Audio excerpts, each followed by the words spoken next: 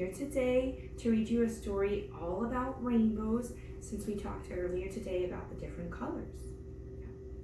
This book is called All the Colors of the Rainbow by Alan Fowler. Have you ever seen a rainbow in the sky? Its colors are so pretty, its shape is so perfect.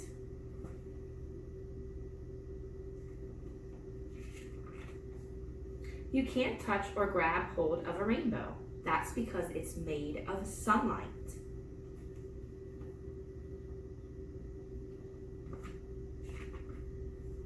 Have you ever seen streams of sunlight shining in a forest? They look white. If sunlight is white, how can sometimes it shine with all the colors of the rainbow?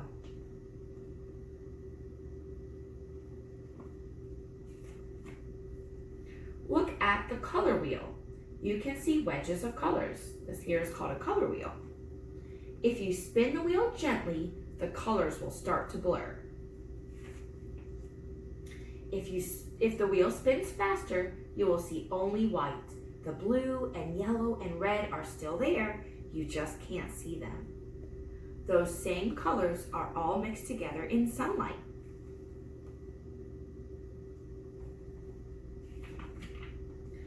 The colors in sunlight are there all the time, but you can only see them once in a while.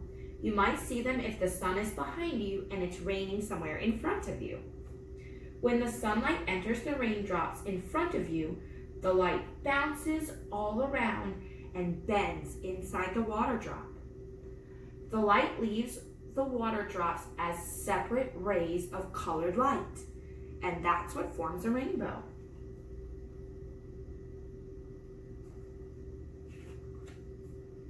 You can also see a rainbow's colors when sunlight passes through a specially shaped piece of glass called a prism. And we do have some of these in art class. We worked with them a lot over the summer, if you were here for summer camp. A scientist named Sir Isaac Newton was the first person to explain how a prism works. Like a raindrop, a prism bends sunlight so you can see all of the different colors.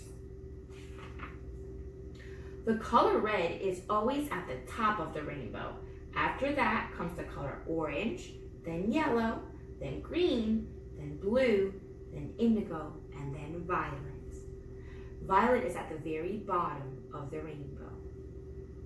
When you look at a rainbow in the sky, you might not be able to see all of these colors.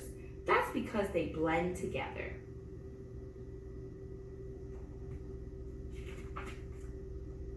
Mixing light is similar to mixing paint. If you mix red and yellow light, what will you get? Orange.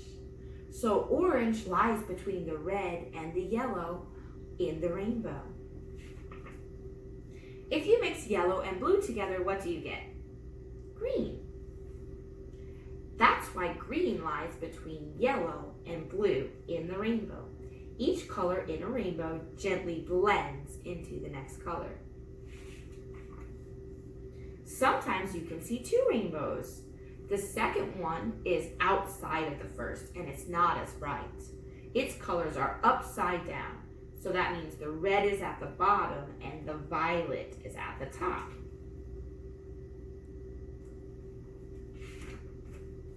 The best time to look for a rainbow is right after a rainstorm, late in the afternoon or early in the morning.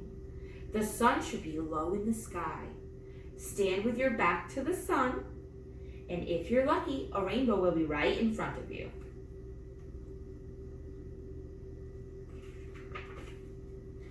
When you look at a rainbow from the ground, it usually looks like a half circle. Another word for that is an arc. But if something is blocking the light, you may only see part of the arc. In this picture, the clouds are blocking the light. Not all rainbows are caused by rain. Look for them wherever there is a fine mist of water in the air. You might see a rainbow at a waterfall, or in a fountain at the park, or even in the spray from your garden hose in your own backyard. words you know. So this is our color wheel. And it has the wheel with all the colors in it. Red, orange, yellow, green, blue, indigo, and violet. This is our prism, which is our specially shaped piece of glass that can create a rainbow when light shines through it. This is our rainbow, which is in the shape of a what? An arc. And then this is Sir Isaac Newton, who was the scientist that helped discover that prisms could bend light. And this is a recommendation on how to see a rainbow. So remember, you want the sun behind your back and the rain in front of you. So remember, sun behind, rain in front, and maybe you'll see a rainbow. Thank you for joining me today for All the Colors of the Rainbow by Al.